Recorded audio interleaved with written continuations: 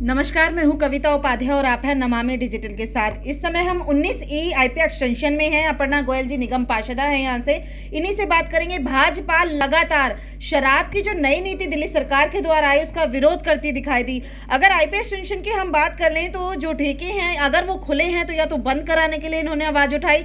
LG तक को letter लिखा कि अगर बंद नहीं हो पा रहे हैं तो कम से कम स्थानांतरित तो किए जाए। तमाम इन्होंने अपनी लड़ाई लड़ी है आईपी एक्सटेंशन के लिए। आइए अपर्णा जी से बात करेंगे क्योंकि 4 फरवरी को स्मृति ईरानी केंद्रीय मंत्री वर्चुअली दिल्ली के महिलाओं से जुड़ेंगी, उनसे बात करेंगी, चर्चा करेंगी।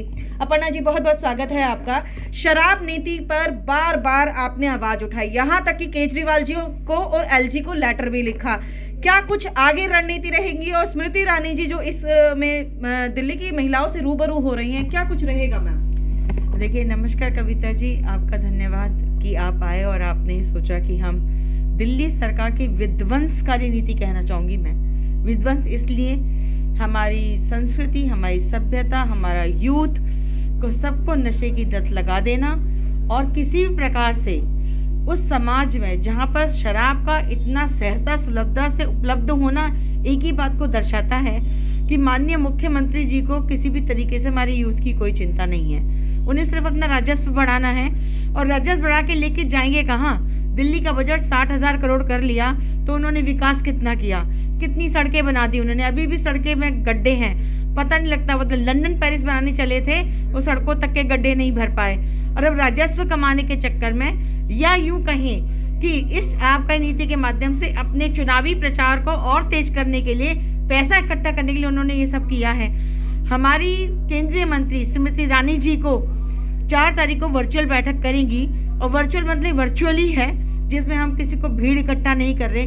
महिलाएं जुड़ेंगी, महिलाएं दिल से जुड़ेंगी, क्योंकि किसी भी महिला से आप आज चले जाइए, बात कर लीजिए, क्या भाई आप शराब नीति से खुश हैं? क्या आप बोलेंगे देखो जी ऐसा है, मेरे घर के बाजू में शराब की दुकान नहीं होनी चाहिए जी, मेरा घर यहाँ पड़ता है, शराब की दुकान यहाँ है, रोज शाम को वहाँ लाइनें लग जाती हैं, वहाँ रोज गाली गलौज होते हैं, झगड़े फसाद होते हैं। तो इस तरह की अव्यवस्था का फैलना अच्छा नहीं है। समाज को अराजकता की ओर धकेलना, कानून व्यवस्था को तार-तार कर देना और अपने राजस्व को बढ़ाने के चक्कर में शराब को हर गली मोहल्ले पे पहुंचाना, इसका हम पुरजोर विरोध करते हैं।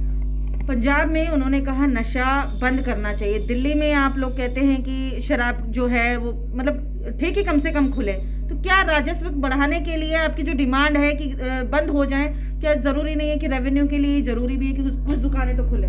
देखिए, हम ये नहीं कह रहे कि आप शराब की सारी दुकानें बंद करें, लेकिन दिल्ली में पहले भी शराब की दुकानें थी जी।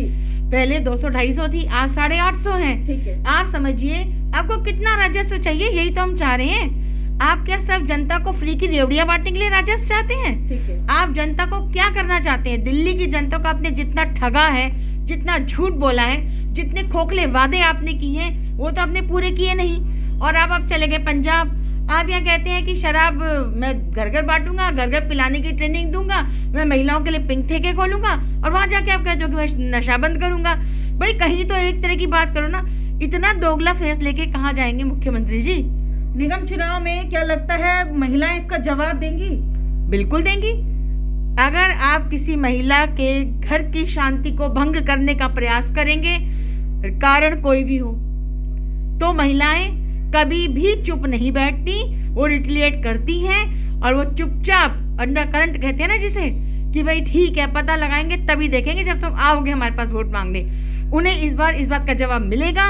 और दिल्ली की प्रत्येक महिला, मैं भी शामिल हूँ उसमें, मैं इनकी इस नीति से बिल्कुल खुश नहीं हूँ। आपको राजस्व चाहिए तो जितनी दुकानें पहले थी आप रखते, उतनी दुकान में राजस्व लेते। आपको 850 करने की क्या जरूरत थी? इसके ऊपर आपने और 2200 जगह ठेके शराब परोसने की बात कर दी। तो आप क्या चाहते हैं? दिल्ली को करना क्या चाहते हैं? हमें तो समझ में आ नहीं रहा है। ठीक है, तो आपने सुना कि साफ तौर पर अपर्णा जी ने कहा कि दिल्ली की महिलाएं जवाब देंगी, निगम चुनाव में भी जवाब देंगी इस नीति का, क्योंकि शराब की जो नीति है उसका विरोध जनता वास्तव में कर रही है। आप गली गली निकल जाइए, जनता, सिर्फ महिलाएं यही कहती हैं, लड़कियां यही कहती हैं कि शराब की नीति दिल्ली में बेहद ही नाकारा है, बेकार है, जिससे कि घर नहीं समाज भी दूषित होगा। देखते रहिए नमामि डिजिटल।